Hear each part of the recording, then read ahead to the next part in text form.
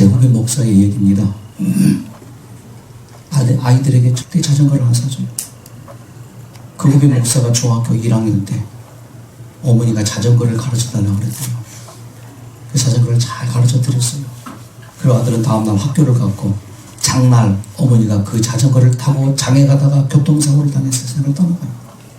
자전거만 보면 어머니 생각이 나고.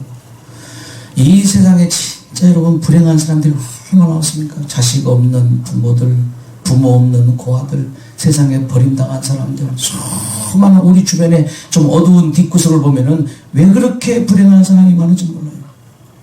그 불행한 사람 중에 가장 불행한 사람이 누군지 아세요? 바로 나예요. 우리가 열심히 살았습니다. 잠 안 자고 가족들을 위해서 일하면서 그렇게 바쁘게 살았습니다. 그런데 어느 날 몸에 이상한 증상이 와서 병원가 진단받으니 뭐예요? 암이래요. 자, 이런 세상에 불행한 일을 당하는 사람들을 하나님께서는 어떻게 보시는가? 그 불행한 사람 중에 한 사람이 등장하는데 그 사람이 바로 나인성의 이 과부예요. 자, 본문을 좀 보십시다. 나인이라는 성으로 예수께서 이제 가셨습니다. 자, 그 나인이라는 성에 누가 살아요? 한 어머니가 삽니다. 자, 그 어머니를 잠깐 생각해 보겠습니다. 과부입니다. 아들 하나 있습니다. 그럼 그 이전으로 거슬러 올라가면은 처녀 총각 때에 남자를 만나서 사랑을 했겠죠. 그리고 결혼을 했죠. 그리고 아들을 낳았죠. 근데 갑자기 그 남편이 세상을 떠난 거예요. 가장 불행한 것은 사별입니다. 세상에 기득이 없어진 거죠. 숨 쉴 수 없습니다. 살 수 없습니다. 남편 따라 죽고 싶었습니다. 하지만 누가 있어요? 남편이 남겨간 아들이 있어요. 그 아들 때문에 산 거예요. 이 나인성 과부의 유일한 삶의 목적, 유일한 삶의 희망이 뭐예요? 아들이에요. 근데 그 아들이 어떻게 해요? 시름시름 앓더니 세상을 떠납니다. 그 아들이 담긴 관을 사람들이 메고 지금 장례식을 치르는데 장지로 가는 도중입니다. 이런 불행한 일을 당하는 과부나 세상에 수많은 불행한 일을 당하는 사람들이나 오늘 질병으로 고통당하며 불행당하는 우리나 다 똑같은 처지라고 보시면 돼요. 불행한 일을 당했습니다. 자, 이런 사람들을 하나님께서는 어떻게 보시는가? 주께서 과부를 보시고 불쌍히 여기사 울지 말라 하시고.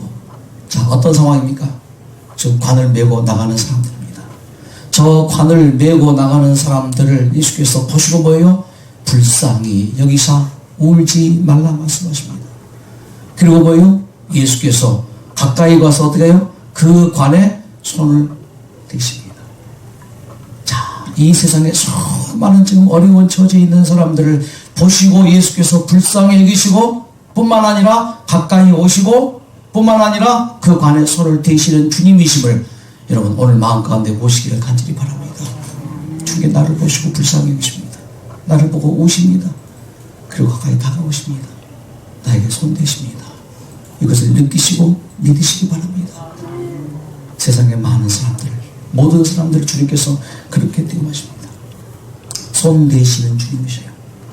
분명히 그 아픔에 손 대십니다. 그가 나를 어루만져 예수의 만져주심을 바라고 그렇게 됩니다. 그래서 사람들이 예수의 만짐을 알든 못하든 예수께서는 그렇게 사람들을 대우하시는 것이죠. 그리고 뭐라 합니까? 예수께서 청년아 내가 내게 말하노니 뭐하라? 일어나라 일어나라. 말씀으로 세상을 창조하셨습니다. 말에는 힘이 있습니다. 그렇죠? 말에는 힘이 있습니다. 견댕이 누님 손 들어봐요. 내려봐요. 물병 잡아봐요. 마셔봐요. 내려봐요. 내 말에 힘이 있어요 없어요? 서대대어 말을 해도 이렇게 듣거늘 하나님께서 말씀하시면 뭐요? 빛이 있어 하면 있을까요? 있지요. 죽은 자를 향해서 일어나라 하면 뭐예요? 일어날까요? 일어나죠. 나인성문에서 슬퍼하는 어머니 곁에 서 계셨던 예수님께서는 관 곁에서 슬퍼하는 모든 애곡하는 자를 주목하신다. 예수께서는 우리의 슬픔에 동정을 느끼신다. 지난날에 사랑하시고 불쌍히 여기시던 예수님의 마음은 변함이 없으신 온유하신 마음이다. 한 과부가 이곳에 왔습니다. 80세입니다. 그가 이곳에 온 사연이 있습니다. 그 먼 나라에서 이곳에 온 사연. 독립군의 무리에서 태어났습니다. 일제시대 때. 아버지가 독립군, 할아버지가 독립군이었습니다. 8.15 해방이 된 다음에 독립군이 두 쪽 납니다. 북쪽, 남쪽 나눠져요. 인민해방전선으로 가입을 했습니다. 그래서 공산당원이 되고 러시아로 이제 이민을 갑니다. 모스크바에 살았습니다. 이 남편과 친정 아버지가 아주 유명한 러시아의 과학자가 됩니다.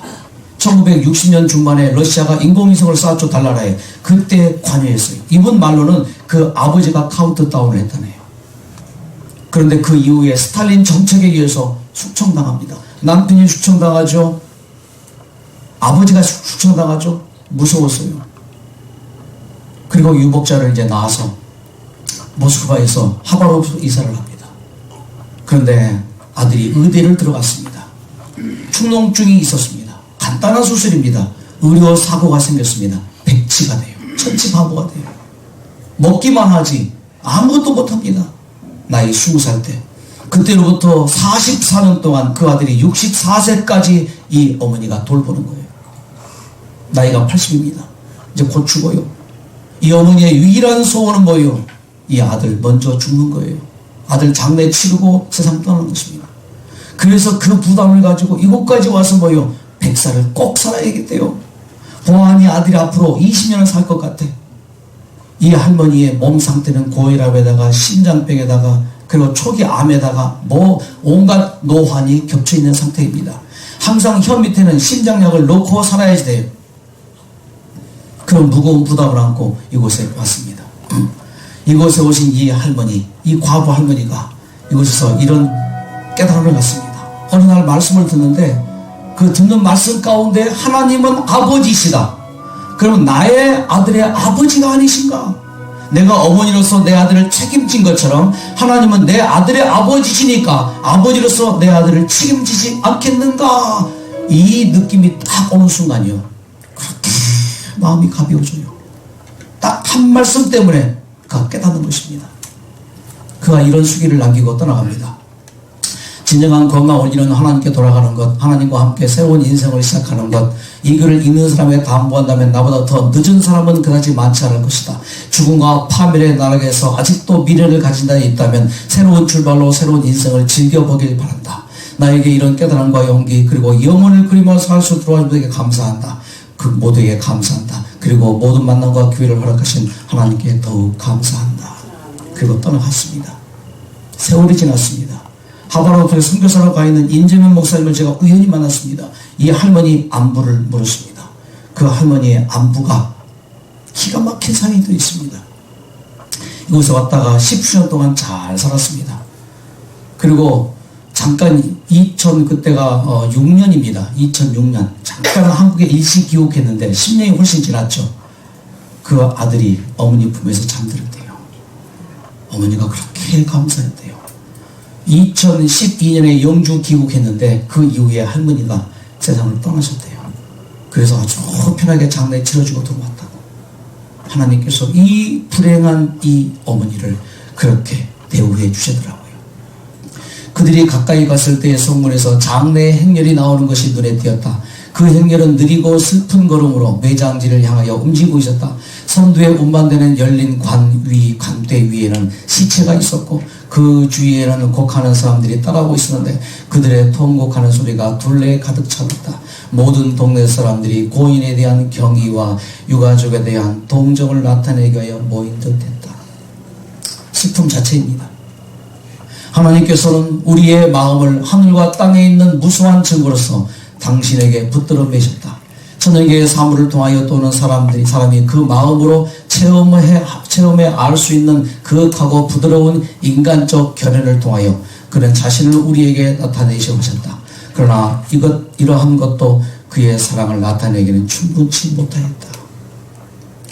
사람이 옳은 일을 하고자 하는 진정한 욕망으로 저희 생애를 개선하려고 힘쓰는 일이 있을 때마다 저들을 이끄는 것은 곧 그리스도의 능력인 것이다. 저들이 알지 못하는 한 가마력이 저들의 심령에 작용하여 양심이 각성되고 외부적인 세계가 개선된다. 자, 드디어 예수께서 그렇게 불쌍한 여기는 마음으로 가까이 와서 그 관에 손을 댔을 때에, 자, 여기에서는 모든 사람들에게 일반적으로 하나님의 이 마음이 적용되어집니다. 불쌍히 여기시고 가까이 와서 관에 손을 대는 것까지는 똑같아요. 여기에서 이제 갈립니다. 차이가 나요. 맨자들이 뭐 한다고요? 설자. 자, 한국의 장례 행렬이나 유대의 장례 행렬이랑 비슷한 점이 맞습니다. 자, 한국의 장례법을 보면은 맨 앞에 누가 종을 든 상역군이 하잖아요. 그럼 뒤에 다른 사람이 또 이제 재창하잖아요. 그렇게 가죠. 그러니까 이 상여를 멈출 수 있는 사람은 누구밖에 없어요. 앞에서 그 상여군. 그렇죠. 그 사람이 멈추라면 멈추는 거예요. 가라면 가는 거예요. 그런데 예수께서 그 상여군에게 가서 멈추라고 말했습니까? 안 했죠. 와서 지금 가장 핵심 문제, 그 아들의 죽음이 담겨있는 그 관에 뭐 하신 거예요? 손을 댔습니다. 그때 상여군이 할 수 있죠. 상여 맨 사람들이 저리 가세요 할 수 있죠. 멈추지 않고 계속 갈 수 있죠. 그러면은 맨 자들이 서지 않았다면은 이 청년이 일어났을까요? 일어나지 못했을까요? 일어날 수가 없죠. 이것이 우리의 문제예요. 주님께서 우리를 불쌍히 여기시고 가까이 와서 항상 손을 대십니다. 그런데 우리는 뭐예요? 그것도 모르고 그냥 빗기래요. 그냥 내 길로 간 거예요. 멈출 수 있기를 간절히 바랍니다. 이 경험이 필요해요. 그러나 우리는 내 생각 때문에, 내 고집 때문에, 내가 뭔가 하고 싶은 욕망 때문에 멈추지 않고 뭐예요? 자기의 길을 갈 때 일어나지 못하는 거예요. 하나님의 역사가 일어나지 않는 거예요. 오늘 주님 앞에 멈추어 서시기를 간절히 바랍니다. 이때로도 예수께서 자기가 예루살렘에 올라가 장로들과 대제사장과 많은 고난을 받고 죽임을 당하고 참배했나. 그래서 비로소 때리시니 베드로가 예수를 붙들고 항변하여 가라되 예수께서 십자가를 예언하셨죠. 그때 베드로가 멈췄어요, 안 멈췄어요? 그리 마십시오. 왜 죽습니까? 베드로의 생각은 뭐예요? 지금 예수가 왕 되는 거예요. 근데 왕이 돼야 될 베드로의 생각에 예수인데 지금 예수가 뭐 하겠다고요? 죽겠다고요. 나는 십자가에 죽을 것이다. 그 말에 베드로가 멈춰요, 안 멈춰요? 안 멈춥니다. 멈추지 않고 계속 갑니다. 멈추는 경험이 뭐예요? 이거예요. 우리가 어찌할꼬 내 생각 잘못되었습니다. 내 삶이 잘못되었습니다. 멈추는 거예요. 오늘 하루 명상하시길 주문합니다. 과연 예수께서 나를 불쌍히 여기시고 가까이 오사 나에게 손을 드실 때 내가 멈추어서는 경험이 무엇인가? 이것만 된다면 모든 문제 해결돼요. 저는 그렇게 확신합니다. 이것만 된다면 내가 주님께 멈추어 선다면 서는 게 얼마나 중요한지. 그래서 제가 서신 게 진짜 감사해요.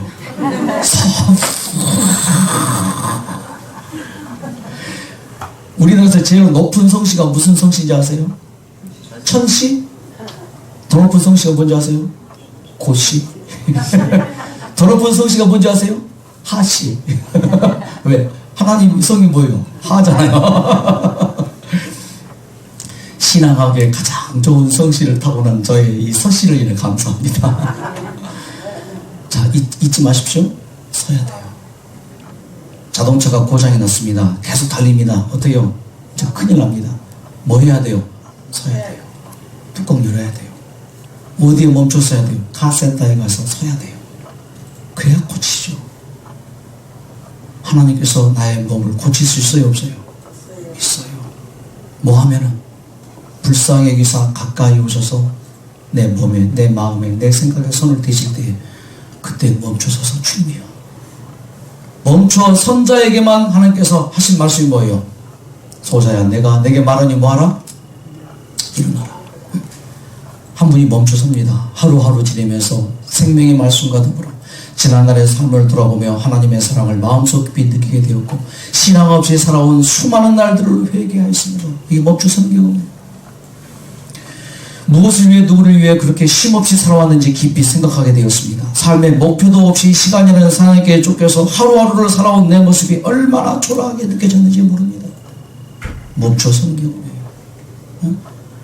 멈추어 서서 그는 계속해서 칭찬하게 합니다. 헌신적으로 살아가는 봉사들의 모습을 보면서 나 하나만을 점수라온 이기심은 산산이 부서져 버렸고 하염없이 흐르는 회개의 눈물과 함께 내 마음 깊은 곳에서 사랑의 싹이 터져 나오는 것을 느낄 수 있습니다. 일어나는 것이죠. 절망적인 환자들의 기적적으로 진행되는 수많은 간증을 들으면서 하나님이 살아계시다는 믿음을 갖게 되었습니다. 그 순간 불행의 순간들이 뭘로 바뀌어요?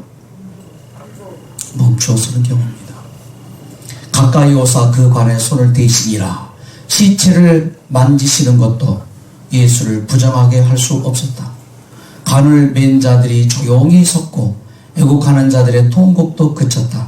그 두 무리들이 혹시나 하여 관 주위에 모여 섰다. 그때 이 말씀이 나오십니다. 청년아, 내가 내게 말하노니 일어나라. 이 말씀은 누구에게나 주어지니까요. 누구나 다 건강하기를 원하지만 아무나 건강할 수 없습니다. 누구나 다 행복하기를 바라지만 아무나 행복하지 못해요. 누구나 다 하나님을 잘 믿기 바랍니다. 그런데 아무나 하나님을 잘 믿는 게 아니에요. 무슨 경험을 할 때만이 멈추어서 경험할 때만이. 그때 이 말씀입니다. 청년아, 내가 내게 말하니 일어나라. 이 말씀 오늘 하나님께서 우리에게 하시는 말씀 되기를 간절히 바랍니다. 멈추었어야 돼요. 분명히 위험이 있는 음성으로 청년아 내가 내게 말하노니 일어나라는 말씀이 발하여졌다. 그 음성은 죽은 자의 귀를 울렸다. 청년은 눈을 떴다. 예수께서 그의 손을 잡으시고 일으키셨다. 아들의 시선이 자기 곁에서 울고 있던 어머니에게 머물렀다. 어머니와 아들은 얼싸안고 길고 기쁜 포옹을 하였다. 군중은 마치 넋을 잃은 것처럼 침묵 속에서 바라보고 있었다. 모든 사람이 두려워하였다. 입을 다문 채 경건한 마음으로 그들은 마치 하나님의 임재하심 앞에 있는 것처럼 잠시 동안 서 있었다. 길고 깊은 매장지로 갈 수밖에 없었던 이 청년. 이 청년을 예수께서 바라보시고 뭐예요? 그래서 하나님께서는 불행한 우리를 바라보시고 가장 소중한 아들을 잃어버린 이 어머니에게 가장 소중한 것을 돌려주시는 하나님을 위해 여러분 감사의 아멘 하시기 바랍니다. 나에게 가장 소중한 것 돌려주실 거예요. 반드시 돌려주십니다. 가장 소중한 것 아들, 가장 소중한 우리에게 건강, 가장 소중한 뭐요? 생명. 이것이면 되지 않습니까? 이거 외에 더 필요한 게 뭐가 있어요? 나에게 가장 소중한 생명과 건강입니다. 하나님께서는 멈춰 서는 자들에게 돌려주십니다. 아니 멈춰 서지 않아도 그냥 주면 되지. 하나님은 강제하지 못합니다. 계시록 3장 20절 내가 뭐 한다고요? 문 밖에 서서 문을 두드리노니. 이게 뭐예요?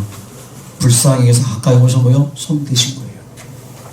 그럼 뭐예요? 맨 자들이 서는지라 그 말씀과 뭐예요? 문을 열면 똑같은 말이에요. 내가 쓰면은 문을 열면 예수께서 나에게 들어와서 나로 더불어 먹고 마시고 나와 함께 사는 거예요. 그 일이 이루어집니다. 제가 남원교회에서 목회할 때입니다. 30년 교회가 허름해서 교회도 건축할 수 있는 특권을 얻었고요. 이 교회와 동시에 남원 한 지역에 있는 주생면에 있는 이 동산교회도 같이 두 교회를 목회를 했습니다. 그 동산교회 한 부부가 살았습니다. 이 남자는 3대째 천주교 집안입니다. 그 어머니가 정말 신실한 믿음을 가지고 있습니다. 하지만 어머니의 마음은 아주 강합니다. 근데 이 청년이 어떻게 하다가 이 제7일 안식일 예수 재림교회에서 가르치는 진리를 접하게 됩니다. 진리를 깨달았습니다. 그리고 이 진리대로 살겠다고 어머니에게 말씀을 드렸을 때 어머니가 나가 매정했습니다. 물론 그 이전에 사정이 있지만 어머니가 호소도 하고 했지만은 집에서 쫓겨납니다. 갈 곳이 있어야죠. 여기저기 돌다가 우리 교인들끼리 모여서 사는 어떤 시골로 가게 되었습니다. 근데 그 시골에서 한 여청년을 만납니다. 그 여청년도 똑같은 처지예요. 갈 곳이 없어요. 동병상련인 것처럼 똑같은 처지이기 때문에 서로 위로하고 그러다가 둘이 서로 사랑하게 됩니다. 그리고 결혼을 합니다. 가진 것은 숟가락 2개, 젓가락 2개, 밥그릇 2개, 국그릇 2개. 이게 전부 살림시험이었어요. 그렇게 해서 하루, 한 달, 2달 그렇게 행복한 삶을 사는데 어느 날 갑자기 큰 일이 터집니다. 교통사고를 당해요. 부인이. 그래서 온몸이 다 망가졌고 수술을 여러 번 해서 겨우겨우 이 얼굴로 회복이 되어집니다. 딸을 낳았습니다. 얼마나 예쁜지. 딸이 초등학교 3학년, 아들을 또 얻었습니다. 그 아들이 국민학교 1학년 됐죠. 어느 날 새벽 아들이 오줌 논다고 일어났어요. 요강에다가 오줌 논다고 무릎을 꿇고 그렇게 있다가 쓰러져요. 남은 의료원 가다가 숨이 끊어져요. 새벽 3시경 전화가 왔습니다. 목사님, 남은 의료원 영안실입니다. 뭐라고요? 달려가 봤더니 이 어머니는 이미 쓰러져서 응급실에 누워있고 의식이 없습니다. 그 아버지는 두 손을 주머니에 넣고 땅만 바라보고 아무런 말도 못해요.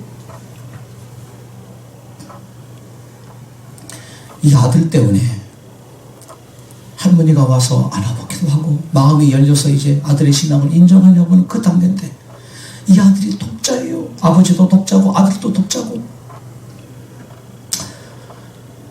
장로들을 모아서 집사들을 모아서 그날 오후 11월 초입니다. 진능예배 내리는 그날 오후에 공동묘지에 터를 있는지 확인하고 준비하라고 시켰고 오후에 이 아이를 안고 그 공동묘지로 갔어요. 제 마음 가운데 이 아이를 품에 안고 마지막 기도를 합니다. 위탁문을 낭독합니다. 제 입으로는 지금 말이 나옵니다. 하지만 제 생각으로는 하나님을 항변하는 거예요. 도대체 하나님 당신 무슨 짓을 하셨습니까?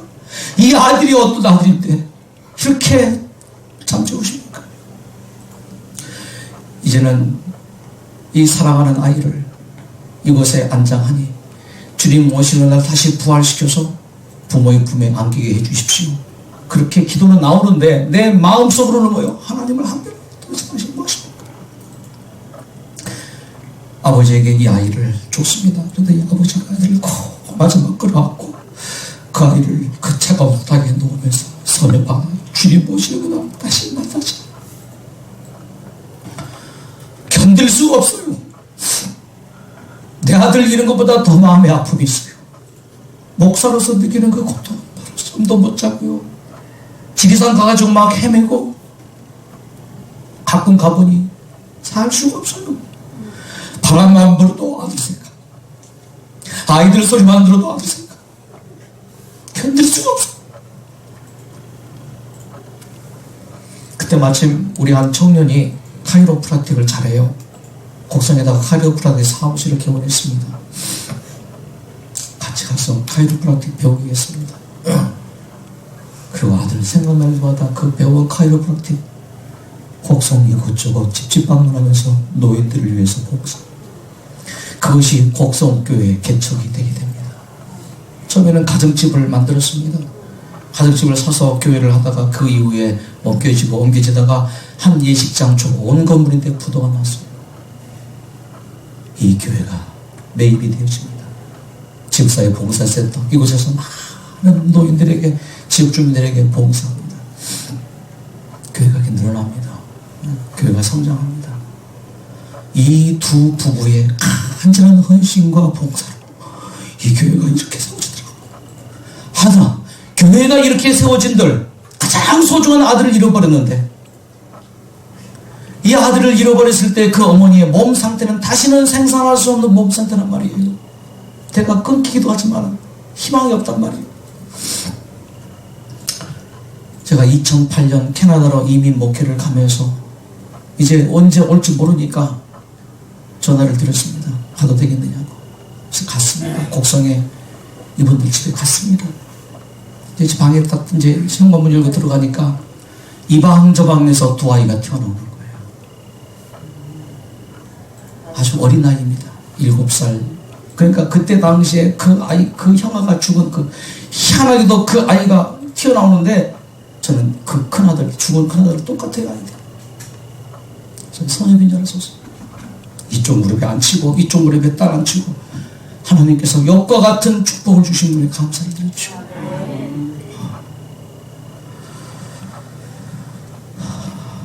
예쁜 큰딸, 지난주에 왔다 갔습니다. 성찬이 또 예쁜 딸, 하나님께서 축복을 주셨습니다. 비록 마음에 아픔이 있고 지금 생각해도 참 너무너무 고통스럽지만 그래도 하나님께서 뭐요, 이렇게 위로하시고 축복을 주셔서 잘 성장했습니다. 지난 설 때 우리 김성종 장로님께서 노래를 부르셨는데 제가 이 노래 들으면서 속을 얼마나 오르는데 이 노래 불렀습니다.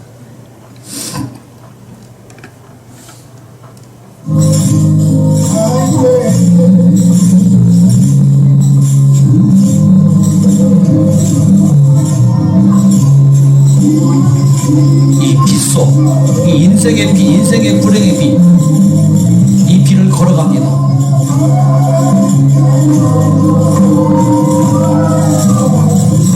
혼자가 아닙니다. 사랑하는 부인과 함께 둘이서 말없이 걸어가는데 목적지는 내 주변에 나를 도울 사람 아무도 없습니다. 저 돌담 끝까지 그렇게 두 분이서 꼭 손잡고 사랑하면서 내 작년 가을쯤에 몸이 이상했습니다. 병원 갔습니다.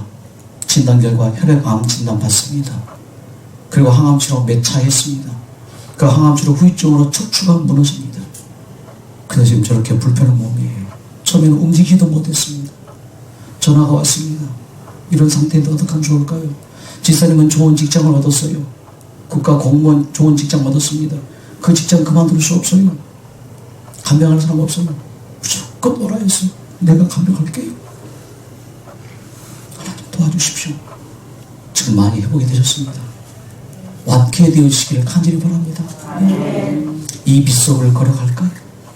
이 빗속을 걸어갑니다. 우리가 참.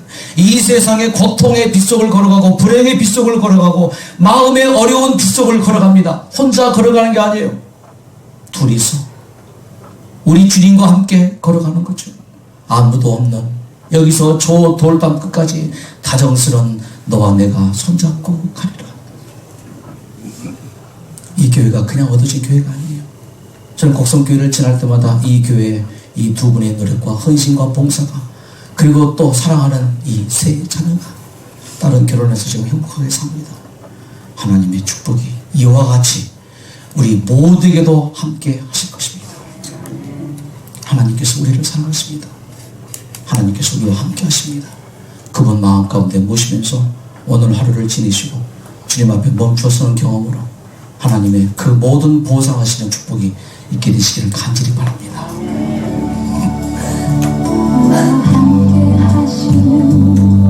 가장 소중한 주님 영원토록 찬양받으실 주님 모든 것이 떠났고 모든 걸 잃었지만 언제나 함께 하신 주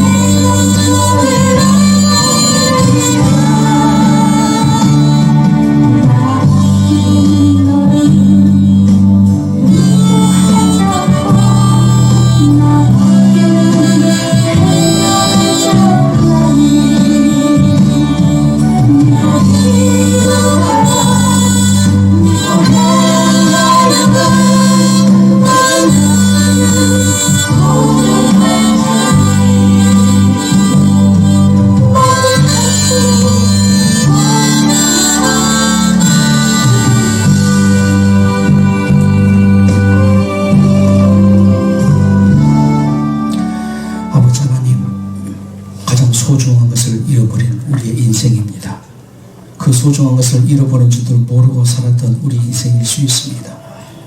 이제 가장 소중한 것을 열려주시는 주님, 그동안 우리가 소중하지 않은 것을 소중한 것으로 착각하고 살았습니다. 쓸데없는 것에 목숨을 걸었습니다. 그러나 그것이 그때 당시에는 가장 소중한 걸로 알 수밖에 없었습니다. 하지만 지금 이 처지에서 병든 몸으로 이곳에 와서 하루하루 지내며 말씀과 더불어 살다 보니 그것이구나, 그것이 아니구나, 상반된 깨달음을 갖게 됩니다. 이제 가장 소중한 주님 붙들게 하시고 주님께서 가까이 오사 내 몸에, 내 마음에, 내 질병에 손 대시니 이제 이것저것 되지 않게 하시고 주님 앞에 멈추어 서는 이 경험, 오늘 이 하루와 남은 생에 이것이 우리의 명상의 주제가 되게 축복해 주셔서, 청년아 내가 내게 말하노니 일어나라, 그 말씀이 내가 너에게 말하노니 치료되라, 건강하라, 영생하라, 그 축복의 말씀이 우리의 것 될 수 있도록 우리를 성령으로 인도해 주시기를 예수님의 이름으로 간절히 기도드립니다. 아멘.